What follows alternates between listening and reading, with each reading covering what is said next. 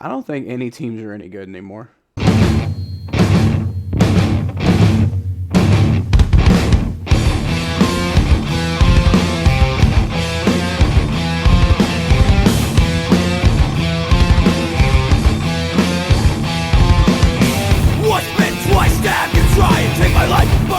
Welcome to the jungle, everybody.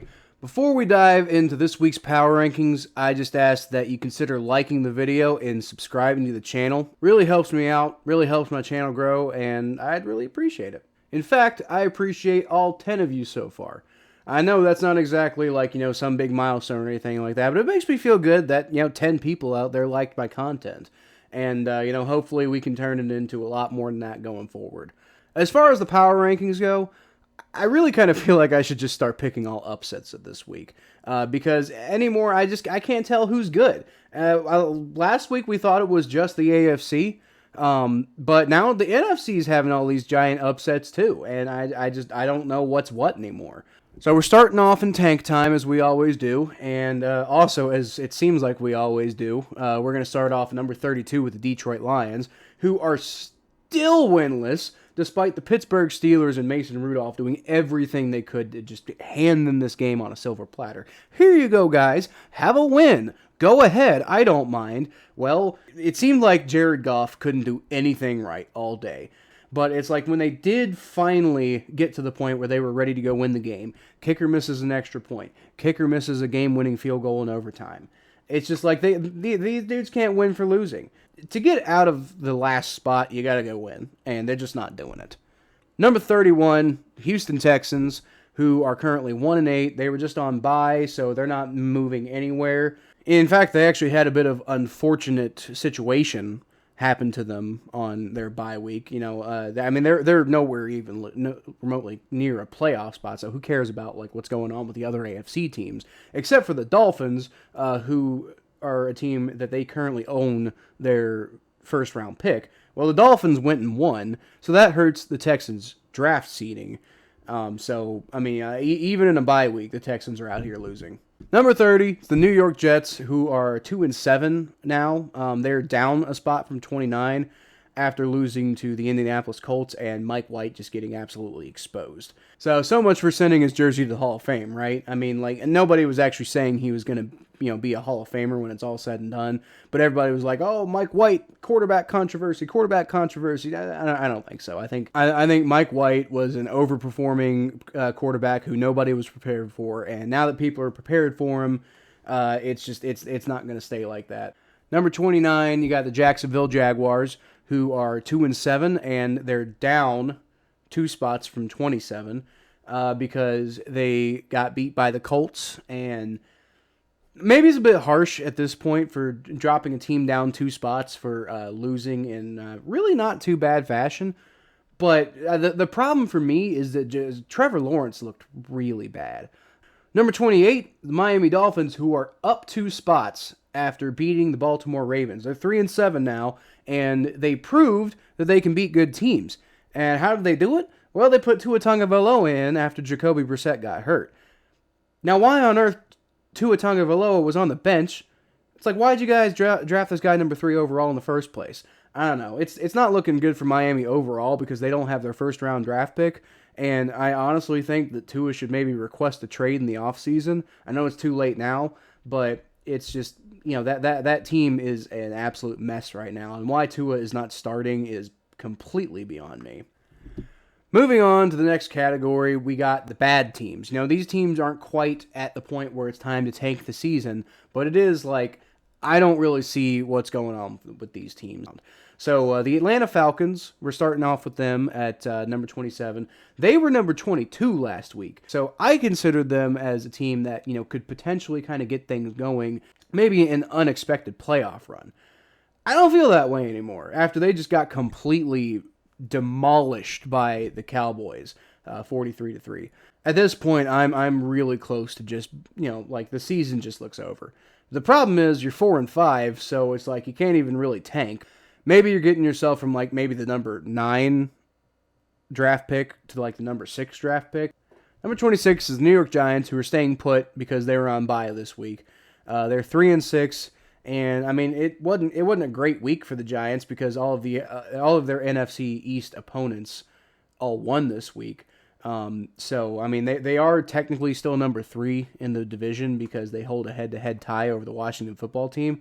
But I mean, we'll see. Maybe Washington beating Tampa Bay was a bit of a fluke. We'll see what happens at the end of the season. But just right now, I think, yeah, you beat them. But it's a week-to-week league, guys. Number 25, the Chicago Bears, who are 3-6. And they're also on bye, so they're also staying put at number 25. Luckily for them, they play in the same division as the Detroit Lions. So, hey, Bears fans, at least you're not the Lions. You can sit there and point and laugh at the Lions fans and be like, yeah, ha, ha, ha, you guys are so bad. And, don't pay attention to my terrible team that is, horribly managed and, all that awful stuff.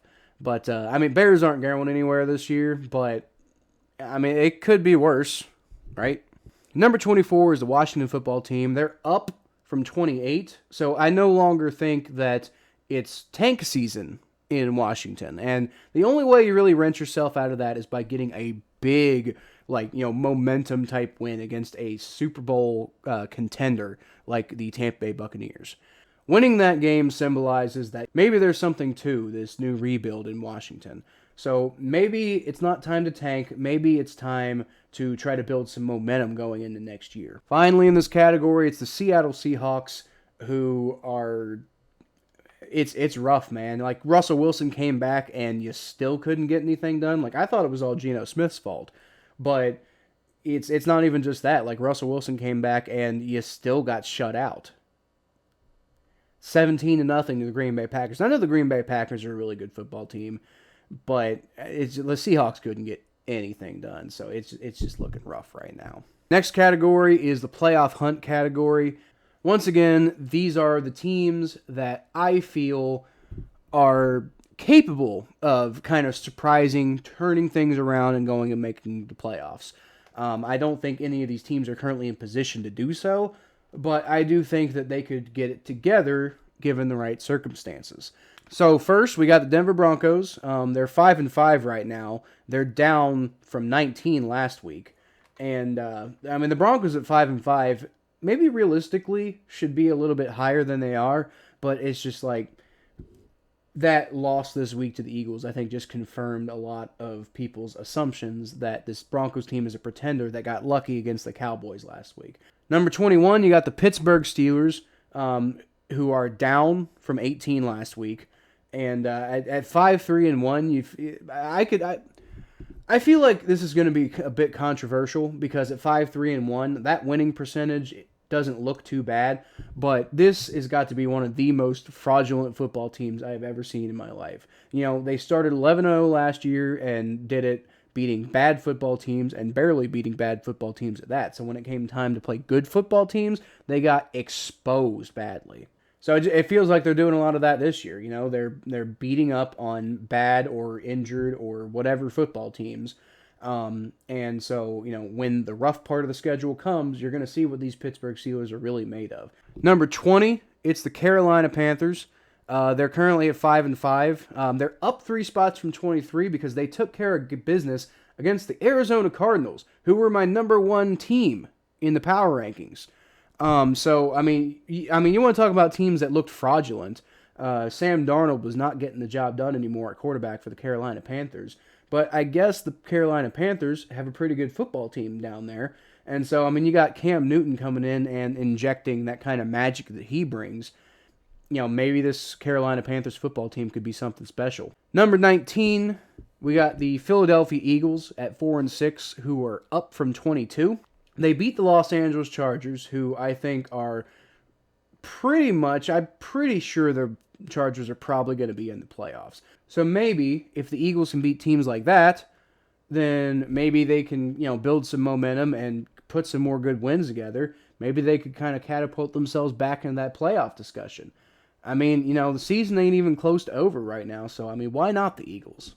Number 18, I got the San Francisco 49ers, who I just finished watching demolish the Los Angeles Rams. So I gave them a 2-spot boost from 20, which probably would have been more, except for the fact there were a lot of upsets this week. So it's really hard to give somebody a big boost for having an upset when everybody else around you is upsetting teams too. So I think the 49ers are another team that could potentially get themselves back into that playoff picture if they continue some of their momentum. If they continue getting wins like this 49ers could be a dangerous team down the stretch. Number 17, the Las Vegas Raiders. They're 5-4. They're down from 14 after just getting demolished by the Kansas City Chiefs. And I mean, honestly, I kind of want to have them lower than this. But I mean, they are 5-4. They could, easily turn things around if they kind of can get things kind of figured out mentally.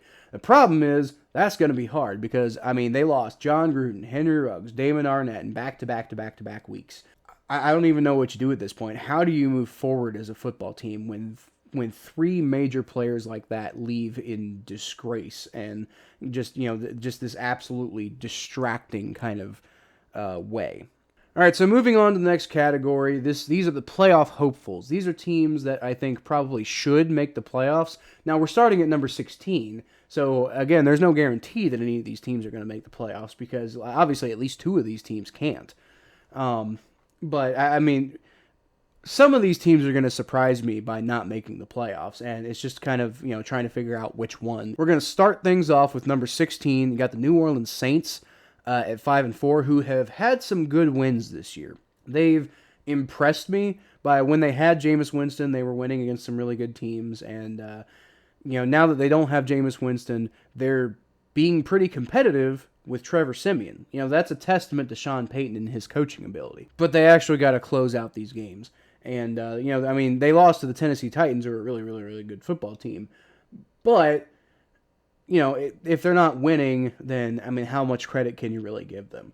Number 15 is the Cleveland Browns, who are currently 5-5 after getting absolutely demolished by the New England Patriots. But don't forget, just last week, they looked like they were, back on the rise after demolishing the Cincinnati Bengals on the road. Not sure what's going on with Baker Mayfield's injury. Hopefully he's okay.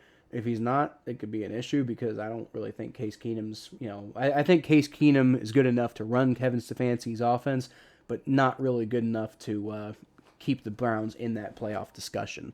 So we'll see what the Browns are going to be doing forward, but right now I got them at 15, which is down from 12, which is where they were last week after that real big feel-good domination over the Cincinnati Bengals.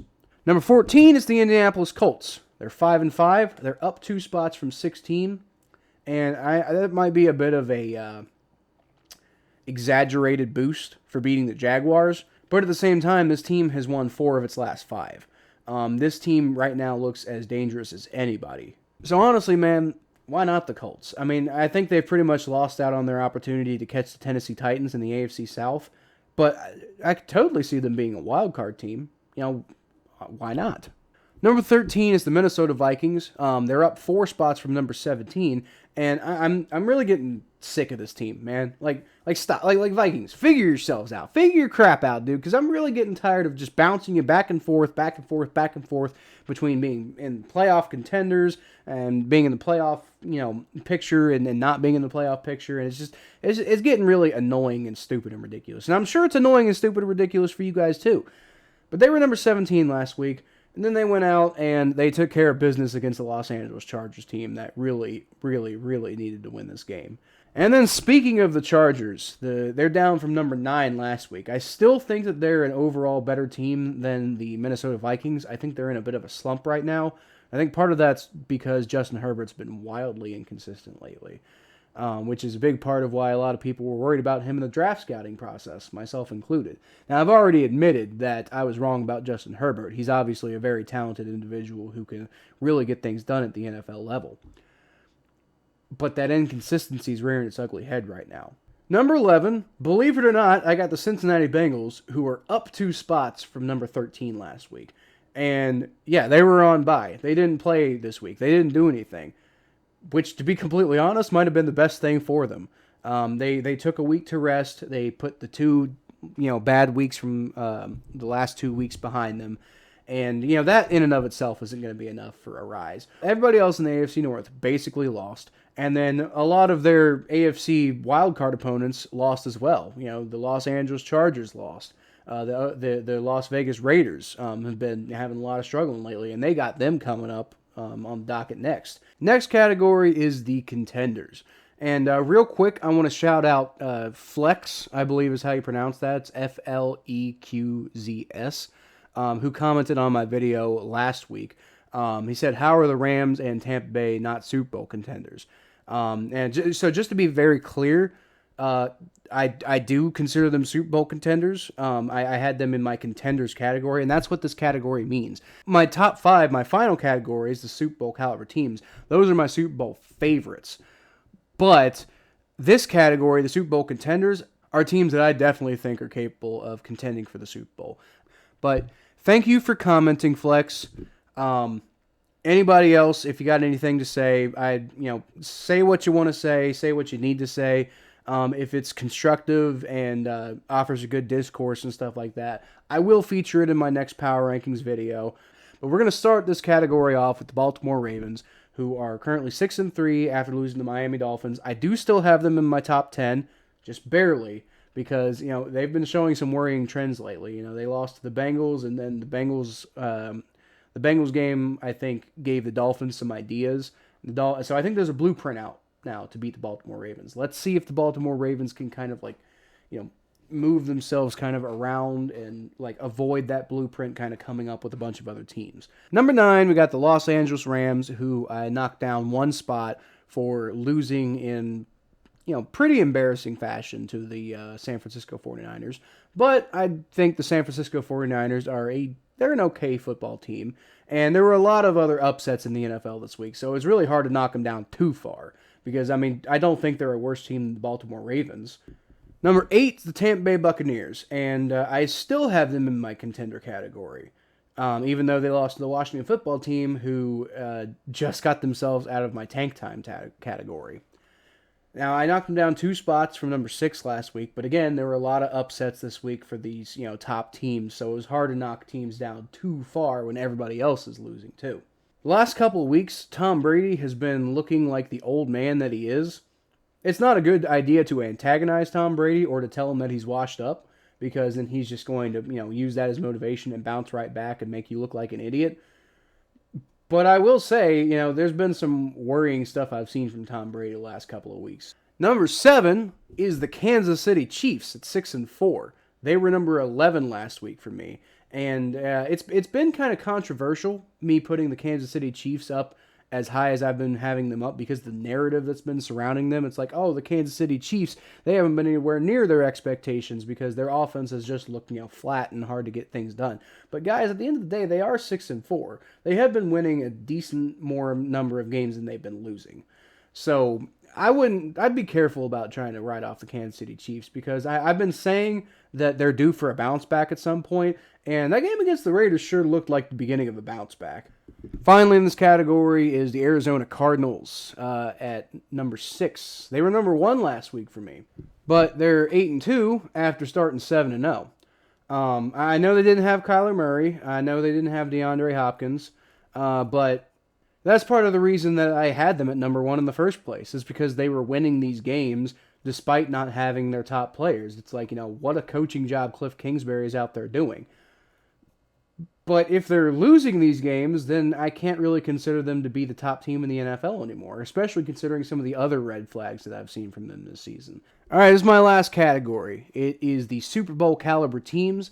These are the teams that I believe I would consider favorites to make the Super Bowl. So we're going to start off with New England Patriots, who I did not see coming, to being this level of dominant after their really bad start. Now they're 6-4. And they've just been rolling through opponents, and especially with the way they took care of the Cleveland Browns. Man, this Patriots team is dangerous, and it's a new version of the Patriots. So for one, I'm fascinated to see the Patriots back in Super Bowl contention, despite having a completely rebuilt team from the dynasty that they previously had. Number 4, it's the Buffalo Bills. They're 6-3 after beating the New York Jets. They're up 1 spot. Not because dominating Mike White is all that terribly impressive, mostly because the Arizona Cardinals, I felt, deserved a decent fall for the way that they played. And so once you're up in this category, it's like a lot of the movement that you're going to have up and down is really just kind of going to be based on what teams around you are doing. So the Buffalo Bills look a little better this week because they're out here, still winning games, still taking care of games pretty handily. And like I said, the Arizona Cardinals fell. Number 3 is the Dallas Cowboys. They're 7-2, and they're up from 4 last week. I knocked them down for losing to the Broncos, but I put them right back up because they showed that was a fluke by completely dominating, and when I say dominating, I mean dominating the Atlanta Falcons. Why did they even schedule the Falcons against us, man? Like, of course we're the better team, and that's kind of the aura that you got from this game. It was all Cowboys from the beginning to the end. No chance for the Falcons. Number 2, I got the Green Bay Packers, who are 8-2, got them up 1 spot from 3, and it's partially because the Cardinals fell, but it's also because they overcame all that Aaron Rodgers drama, and also Aaron Rodgers not really quite looking like himself after being sick with COVID. But that Packers defense, week in and week out, continues to show that they are good enough to be considered an absolute favorite to make the Super Bowl this year. Finally, we're going to round things off with the Tennessee Titans at number 1. Mike Vrabel has to be the favorite for Coach of the Year right now because, they're playing without Derrick Henry. They don't got Julio Jones right now. They don't got Bud Dupree. And they're still out here getting it done when it matters in a pretty impressive fashion. So, until further notice, the Tennessee Titans are the best team in football, and it might not even be close. So anyway, thanks for tuning in to the Power Rankings this week, guys. Again, I'd appreciate it if you liked the video, subscribe to the channel if you're enjoying the content. It helps me out, makes me feel good seeing all this positive engagement for what I'm doing. Also, if you have any thoughts about any of the content or a ranking that I gave to a team or just anything that I said that you felt needed to be addressed, feel free to comment down below. And if I think the comment is, decently constructive, then I'll feature it in my next Power Rankings video. But anyway, y'all can catch more of what I do at KylePhelps92 on Twitter, Facebook.com/ThePhelps, as well as the Battle of Ohio podcast on YouTube, and any Bengals coverage that I do on ATBnetwork.com, including the accompanying Power Rankings article for this video. I'll link that down below when it actually comes out. It's scheduled for review right now, but I don't do the editing for ATBnetwork.com. I'm just a contributor. So whenever they get around to actually putting that out, I'll put it in the description for this video, and I'll also tweet it out on my Twitter, which is where you tweet things from. So my Twitter might be worth a follow if you want to keep up with the Power Rankings articles that accompany these videos. But with all that said, I'll leave y'all with a hooday.